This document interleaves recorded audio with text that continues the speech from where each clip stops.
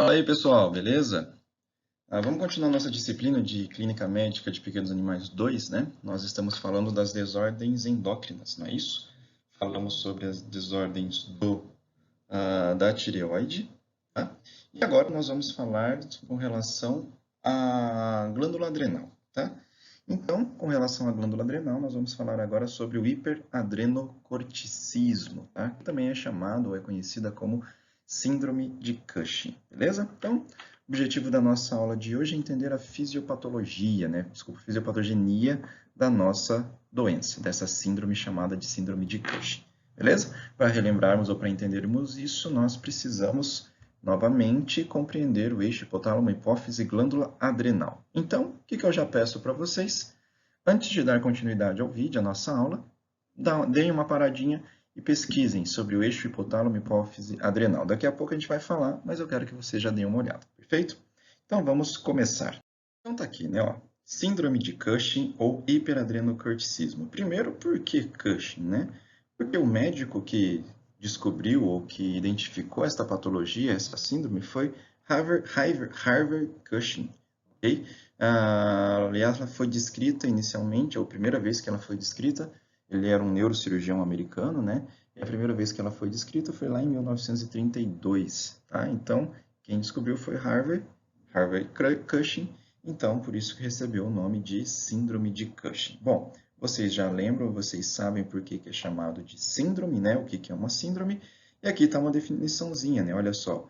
Conjunto de anormalidades clínicas, por isso que é uma síndrome, certo? Então, tem anormalidades clínicas e tem anormalidades, olha só, laboratoriais também. Então, eu tenho várias alterações clínicas e várias alterações bioquímicas causadas pelo excesso do quê? Do hormônio produzido pela nossa glândula adrenal, chamada de cortisol, ok? E esse cortisol, no caso, ele é produzido pela região cortical. Nós vamos ver a nossa glândula adrenal, que ela tem região cortical e região medular. E esse cortisol, ele é produzido pela região cortical. Então, o excesso desse cortisol vai levar a essa síndrome, ou seja, a essas alterações clínicas e essas alterações bioquímicas no nosso paciente. Por isso que é chamada de síndrome de Cushing, certo? Então, teremos alguns eventos que vão levar à superprodução desse cortisol, que é o que a gente vai ver. E quem é esse cortisol, né? No caso, o cortisol ele é produzido a partir do colesterol. Então, ele é um hormônio corticosteroide da família dos esteroides, ok? Mas espera aí, corticosteroide, eu tenho anti-inflamatórios também à base de cortisol, não é isso? São os nossos corticoides. É a mesma história? Sim, é a mesma história. No caso, o cortisol ele é produzido numa resposta ao estresse, né? E recebe esse nome cortisol porque ele é produzido lá na região cortical da nossa glândula adrenal. Então, aqui a gente está conseguindo visualizar a nossa glândula adrenal, região cortical, essa daqui que nós estamos circundando, né? Externamente nós temos a cápsula dela e internamente agora aqui nós temos a nossa região medular. Então, região cortical e região medular. No caso, o cortisol, ele é produzido na região cortical. Por isso que é chamado de cortisol. E se eu entender ou se eu lembrar, né, qual que é a função desse cortisol, fica mais fácil de nós compreendermos o excesso dele e o que vai acontecer no meu corpo, não é isso? Então, quais são os efeitos desse cortisol? Participa do metabolismo de carboidratos, participa do metabolismo de proteína, participa do metabolismo de gordura, tem efeitos anti-inflamatórios, por isso que eu tenho anti-inflamatórios esteroidais, que são os nossos corticosteroides, que são ótimos anti-inflamatórios, e também o cortisol participa de metabolização da glicose lá no fígado. Então, essas são as funções do nosso cortisol. Então, lembrem que nós estamos falando agora do hiperadrenocorticismo, né? Do excesso desse cortisol. Então, eu vou ter excesso de metabolismo de carboidrato, de proteína, de gordura e assim por diante. Ok? É desse jeito que nós devemos pensar a partir de agora, ok? Então, só relembrando vocês, né? Nossa glândula adrenal, ela está localizada no polo crânio, né, ou no polo superior desses rins. É chamado de glândula adrenal ou glândula suprarrenal, né? Adrenal porque ad, né? Próximo aos rins. E suprarrenal porque está localizado acima. Seres humanos que são bipedais, então, normalmente ela é chamada de suprarrenal, tá? Mas tanto faz, glândula adrenal ou glândula suprarrenal, está correta esta terminologia. Então tá aqui, né? Ó, nossa glândula adrenal, novamente, no polo superior ou polo cranial dos rins. Região cortical é essa que eu estou circundando, né? A partezinha mais externa é a cápsula e a nossa região ou nossa porção medular, tá? Então, a porção cortical é a porção que produz o cortisol, tá? Então, o hiperadrenocorticismo é o excesso dessa produção de cortisol. Então, novamente aqui para nós entendermos, né? Nossa região cortical é toda essa região aqui. E essa região cortical, ela tem várias, ou tem três divisões, né? Tem uma região glomerulosa, que é essa regiãozinha aqui mais externa, tá? Uma região chamada de fasciculata, que é toda essa região maiorzinha aqui, não é isso? E uma reticulada ou reticular, que é essa mais interna aqui, logo depois eu tenho a região medular. Olha só, cada uma dessas porções produz uma determinada substância. Região glomerular é responsável pela produção de mineral corticoide, ou seja, nossos mineralocorticoides, ou seja, a nossa aldosterona, tá? Essa porção glomerular corresponde a 25% de toda a região cortical. A região reticular, que é essa regiãozinha mais interna aqui, é responsável pela produção dos hormônios sexuais, tá? E essa região reticular corresponde a 15% do tamanho dessa região cortical, certo?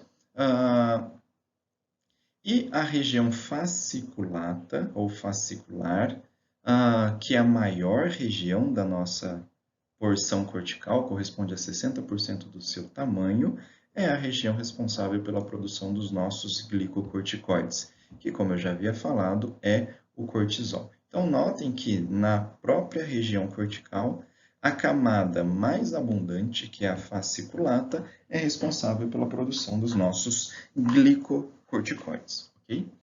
Então, para nós compreendermos, né, a nossa doença, qualquer doença endócrina, logicamente, eu preciso relembrar o eixo hipotálamo, hipófise, glândula adrenal, ok? Então, quando nós falamos de glândula adrenal, lembra que o hipotálamo produz o CRH, hormônio corticotrópico, né? Que vai estimular a minha hipófise anterior a produzir o ACTH, hormônio adrenocorticotrópico. Que esse ACTH vai até a região, até a nossa glândula adrenal e faz a nossa glândula adrenal produzir cortisol. Conforme eu tenho um aumento na produção de cortisol, olha só o que acontece. Feedback negativo para o hipotálamo, feedback negativo para a hipófise, consequentemente, eu paro de produzir cortisol. Então, esse é o eixo hipotálamo, hipófise, adrenal. Vamos imaginar também da seguinte maneira, os nossos glicocorticoides. Lembra que nós temos os anti-inflamatórios corticosteroides, não é isso? Que eu posso prescrever tranquilamente para os nossos pacientes. Agora, imaginem que o nosso paciente esteja tomando uma dosagem alta, esteja tomando essa dosagem alta por um bom tempo, ou seja, não, eu estou administrando de uma forma exógena o cortisol para este animal, ok? O que esse cortisol vai fazer? Feedback, esse excesso de cortisol, né? Feedback negativo para o hipotálamo, feedback negativo para a hipófise, consequentemente, minha glândula vai parar de produzir, porque nesse exemplo que eu dei, eu estou dando o comprimidinho, que é o nosso glicocorticoide. Então, vamos pensar da seguinte maneira. Se eu estou dando corticoide para o meu paciente, e isso é de uma maneira crônica por muito tempo, lógico, né? Crônico por muito tempo, o que vai acontecer com a minha glândula adrenal? Vai parar de funcionar. Se ela para de funcionar, o que acontece com qualquer região ou qualquer órgão do meu corpo que para de funcionar? Entra em atrofia. Então, a nossa glândula ela vai atrofiar porque eu estou dando corticoide para o meu paciente. Não é isso? Por isso que corticoide, quando nós vamos tirar esse remédio parar de prescrever, né, não tem mais necessidade, o que nós fazemos? Um desmame, nós vamos diminuindo dosagem, aumentando o intervalo de tempo, para quê? Para estimular aos pouquinhos essa glândula adrenal. Ok? Então, lembrem-se sempre disso. Este eixo hipotálamo, hipófise e adrenal é extremamente importante. Ok? Assim como nós falamos lá da tireoide, né? Hipotireoidismo primário, secundário, terciário, basicamente vai ser a mesma história aqui nesse eixo, ok? E aí nós temos os nossos hiperadrenocorticismo. Olha só, hiperadrenocorticismo de origem hipofisária. Então, o problema está onde? Na hipófise. Não é isso? Ou podemos chamar também de hipófise dependente. Então, se vocês voltarem no eixo hipotálamo, ou então faz o seguinte, pega uma folha e anotem, eu faça esse eixo, hipotálamo, hipófise, adrenal, aí no caderno de vocês, ok? Então, se eu tenho um hiperadrenocorticismo de origem hipofisária, o meu problema está lá na hipófise. Consequentemente, ele vai secretar um hormônio em excesso. Se vocês pegaram o caderno, fizeram o eixo hipotálamo, hipófise aí, vocês já vão saber qual que é este hormônio. Temos também um hiperadrenocorticismo, que ele é secundário a uma neoplasia de glândula adrenal. Então, aqui nesse caso, na minha glândula adrenal, eu tenho uma neoplasia, e essa neoplasia vai produzir muito, ou vai fazer com que minha glândula adrenal produza muito cortisol. Ou também podemos chamar de adrenal dependente. Então, meu problema está lá na glândula adrenal. Aqui o meu problema está na hipófise. Okay? E temos também um hiperadrenocorticismo iatrogênico. Se ele é iatrogênico, é porque eu estou causando isso nele. Como que eu posso causar um hiperadrenocorticismo iatrogênico? Dando cortisol para o meu animal. Como que eu vou dar cortisol para o meu animal? Prescrevendo corticosteroide para ele. Não é isso? Lembra do anti-inflamatório à base de corticoide? Então, posso, utilizando ele por muito tempo, em uma dosagem alta, eu posso causar um hiperadrenocorticismo iatrogênico, certo? Então, lembrem-se sempre disso. Só que agora, olha só, nós temos uma terminologia nova, de alguns anos, né? De alguns anos para cá. Aquele hiperadrenocorticismo, aqui está abreviado, tá? De origem lá da hipófise, agora ele vai ser chamado hiperadrenocorticismo hipófise dependente, é a mesma história, só mudou o nome, né? Ou, peraí, o que a hipófise está produzindo? Olha aí no seu desenho do seu caderno, o que você colocou? Qual hormônio que ele está produzindo? O ACTH, não é isso? Então, quer dizer que podemos chamar também de hiperadrenocorticismo ACTH dependente. Lógico, esses três nomes remetem à mesma história, certo? Só que agora nós usamos terminologias novas, tá? Então, hiperadrenocorticismo hipófise dependente, então podemos abreviar isso daqui, ou hiperadrenocorticismo ACTH dependente, porque o ACTH, logicamente, é produzido pela hipófise, como vocês anotaram aí no desenho de vocês, ok? Então, uma terminologia nova. Fiquem familiarizados com isso, porque isso confunde até que bastante, tá, pessoal? Esses nomes compridos e nomes diferentes, no começo eles confundem, certo? O hiperadrenocorticismo, que era secundário a uma neoplasia de glândula adrenal, agora nós iremos chamar de hiperadrenocorticismo adrenal dependente, não é isso? Ou hiperadrenocorticismo ACTH independente. Espera aí, vamos voltar aqui. Eu tenho um tumor na minha glândula adrenal. Esse tumor de glândula adrenal produz muito o quê? Cortisol. Perfeito. Se eu tenho muito cortisol, ou melhor, esse cortisol ele é produzido de uma maneira independente, não é isso? Ele precisa do ACTH para produzir o cortisol? Não, não precisa. Por isso que nós também podemos chamar de hiperadrenocorticismo ACTH independente, ok? Novamente, os três nomes estão corretos, Só que o hiperadrenocorticismo adrenal dependente ou ACTH independente é a nossa terminologia nova e é o que nós vamos utilizar, ok? Então, olhem no desenho que vocês fizeram e é só observar que se eu tenho um tumor de glândula adrenal, eu não preciso de ACTH, é isso? E temos também, para dar uma confundida um pouquinho mais, um hiperadrenocorticismo iatrogênico. Peraí, se ele é iatrogênico, significa que eu estou causando ele, não é isso? Como que eu posso causar o hiperadrenocorticismo iatrogênico? Primeiro, vamos lembrar o que é um hiperadrenocorticismo. É uma síndrome com alterações clínicas e bioquímicas causada pelo excesso de quem? De cortisol. Mas espera aí, eu posso dar cortisol para o meu animal através dos nossos glicocorticoides, não é isso? Então, essa administração em excesso e de uma forma crônica vai causar essas alterações clínicas e essas alterações bioquímicas, por isso que ele é chamado de hiperadrenocorticismo iatrogênico, ok? E temos também um hiperadrenocorticismo alimentar, que aqui vai fugir a nossa regra, tá? Daqui a pouquinho a gente vai falar um pouquinho mais sobre o hiperadrenocorticismo alimentar. Tudo bem até agora, pessoal? Se não fizeram, peguem uma folha, façam o eixo hipotálamo, hipófise e glândula adrenal. Como nós temos duas glândulas adrenais, o que eu sugiro para vocês? Desenhem duas glândulas adrenais nesse eixo hipotálamo e hipófise, ok? Então, peguem lá o papel e desenhem isso daí. Então, tá aqui, né? Ó.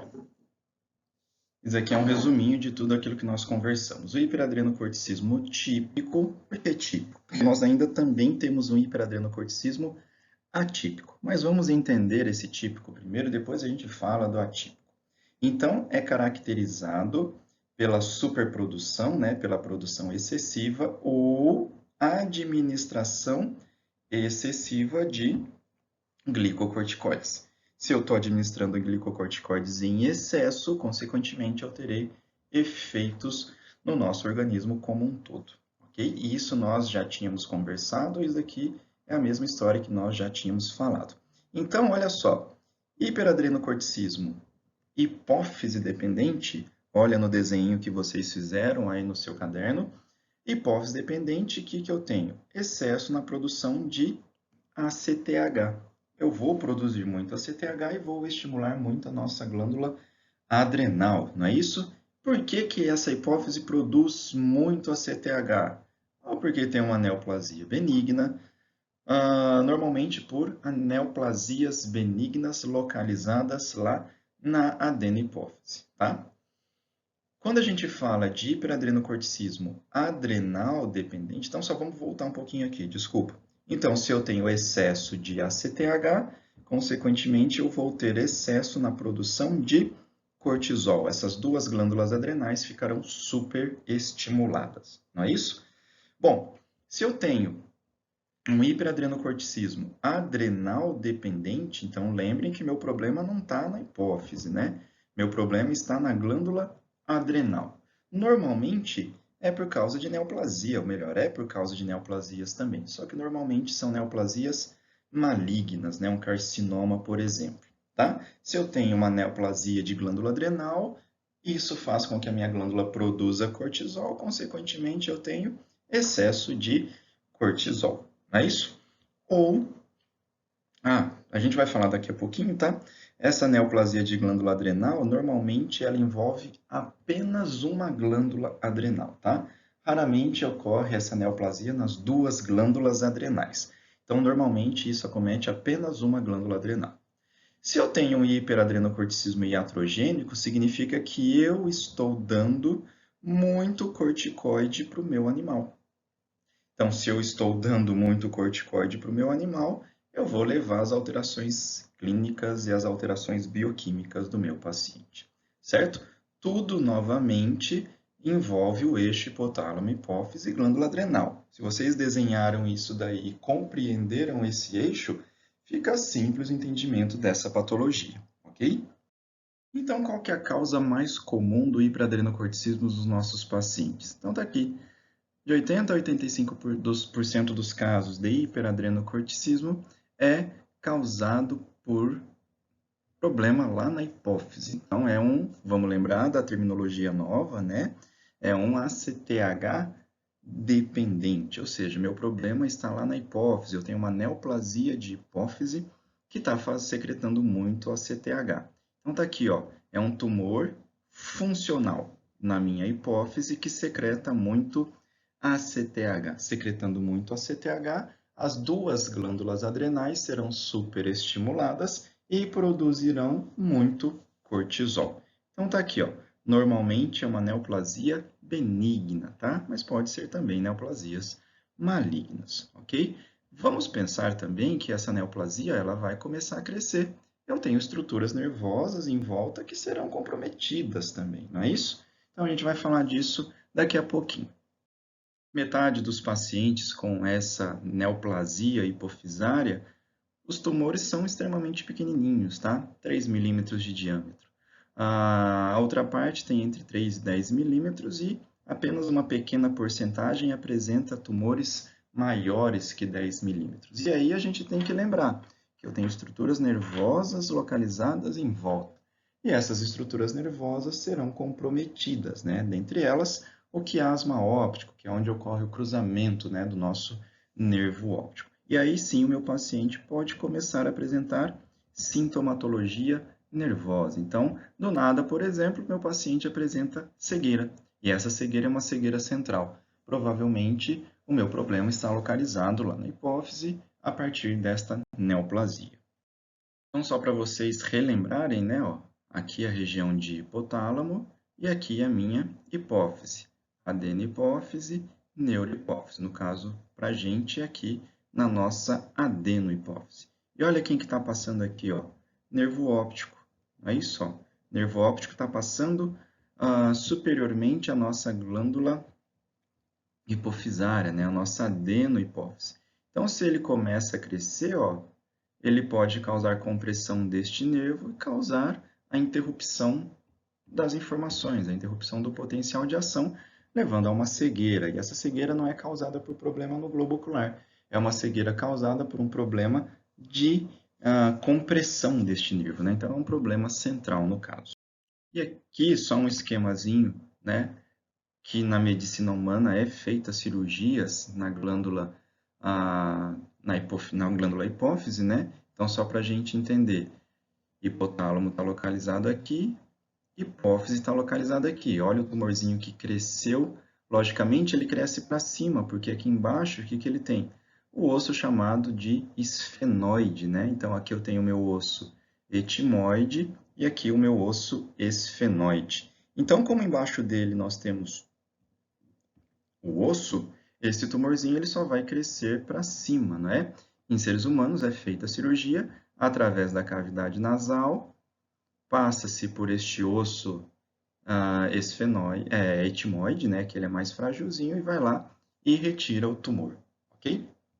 Então, em medicina humana, ele é feito esse procedimento cirúrgico. Medicina veterinária, logicamente, isso só de uma maneira experimental e muito raramente, né? Mas só para vocês compreenderem como que é um acesso cirúrgico. Então, aqui, né, um hiperadrenocorticismo ACTH dependente, eu tenho secreção excessiva de ACTH, como a gente já tinha falado. As duas glândulas adrenais vão ser estimuladas, consequentemente, o que acontece com o tecido que é muito estimulado? Ele aumenta de volume, né? Então, ocorre uma hiperplasia bilateral e eu tenho, logicamente, excesso na secreção de cortisol, certo? Por isso que eu pedi para vocês desenharem com as duas glândulas adrenais. Aquele feedback negativo, né? Olha no desenho de vocês, desaparece, tá? Eu tenho excesso de cortisol, esse excesso de cortisol vai fazer feedback negativo para o CRH e vai fazer feedback negativo para o ACTH. Só que eu tenho um tumor que produz muito ACTH independente do feedback. Então, esse feedback ele desaparece. E a secreção de ACTH continua mesmo com aumento na secreção de cortisol. Então, isso continua do mesmo jeito, beleza? Novamente aqui, só para relembrar vocês, né? Hipotálamo produz CRH, que vai fazer a minha hipófise produzir ACTH. A ACTH estimula a glândula adrenal, que faz a produção de cortisol. E aí tem participação no metabolismo de carboidrato, de lipídios, de proteína, como a gente já tinha falado, né? Como aqui no caso eu tenho muito ACTH, as duas glândulas adrenais vão ser superestimuladas, vão ficar hiperplásicas, produzo muito cortisol. Normalmente, o cortisol vai fazer um feedback negativo, tanto para o hipotálamo quanto para a hipófise, né? Só que lembra que eu tenho um tumorzinho de hipófise que não está nem ligando para esse feedback negativo, né? Então, vou ter secreção de ACTH o tempo todo. E agora um hiperadrenocorticismo de origem adrenal, né, causado ou secundário a um tumor adrenal, ou, conforme a nossa terminologia nova, hiperadrenocorticismo ACTH independente, certo? Uma pequena porcentagem dos casos de hiperadrenocorticismo é causado por esse tumor de adrenal, também pode ser um tumor benigno ou um tumor maligno, certo? Normalmente esses tumores malignos, eles tendem a crescer mais, não é isso? E aí eles podem causar metástase ou até invadir estruturas próximas, como por exemplo o rim, fígado, sistema venoso e sistema arterial, veia cava, aorta abdominal e assim por diante, tá? Então, só lembrar das estruturas que estão ali próximas ao polo anterior, ao polo cranial desses rins. Normalmente, esses tumores de glândula adrenal são unilaterais. É muito raro meu animal ter um tumor de glândula adrenal bilateralmente, tá? Normalmente, esses tumores são tumores unilaterais, certo? Novamente, esses tumores são independentes e funcionais e vão secretar muito cortisol, independente daquele feedback negativo. Então, lembra aqui, olha no seu desenho de novo, vai acompanhando aí. Muito cortisol vai fazer um feedback negativo para hipotálamo. Vai fazer um... Opa, desculpa que eu rabisquei aqui sem necessidade, né? Vai fazer feedback negativo também para quem? Para hipófise, né? Então, fez um feedback negativo para a hipófise, teoricamente eu deveria parar de produzir cortisol. Só que lembra que esses tumores são independentes e são funcionais. Então, não estão nem ligando para esse feedback negativo e eles vão continuar a produzir cortisol de uma maneira excessiva. Então, a mesma historinha que a gente já conversou, né? O cortisol produzido vai diminuir ou vai causar um feedback negativo para a produção de ACTH, certo? Então, vamos pensar assim, olha só. Hipotálamo, vamos tentar desenhar aqui, não sei se eu vou conseguir, tá? Hipófise, vamos colocar aqui um P. Hipotálamo, hipófise, as minhas duas glândulas adrenais, certo? CRH, ACTH, cortisol, feedback negativo, certo? Acompanha o raciocínio e vai olhando no desenho de vocês. Normalmente eu tenho um tumor, esse tumor ele é unilateral. Então vamos trocar a corzinha aqui, tá? Esse daqui é a minha glândula adrenal com tumor. Então, ela é maior do que o normal e ela produz muito cortisol. Consequentemente, o que ela vai fazer? Ocorre o feedback negativo para a hipófise, para o hipotálamo e para a hipófise, não é isso? Então, feedback negativo aqui, ele acontece. Só que esse feedback negativo vai acometer ou vai atingir quem? Apenas a minha glândula adrenal que está normal, não é isso? Então, essa glândula aqui, ela deixa de funcionar, porque a minha outra glândula tem um tumor e secreta muito cortisol. Consequentemente, olha o que acontece. A atrofia da minha glândula adrenal não comprometida. Então, num exame de imagem, o que a gente vai ver? Assimetria do tamanho de glândula adrenal, igual a gente está tentando visualizar aqui nesse desenho que eu fiz no lado, no canto esquerdo, ok? Façam o desenho aí, façam o eixo hipotálamo-hipófise, tirem foto, me mandem, conversem comigo para a gente tirar as dúvidas, ok? E aqui o hiperadrenocorticismo iatrogênico, não é isso? Olha só, o eixo hipotálamo, hipófise adrenal, ele está normal, normalzinho.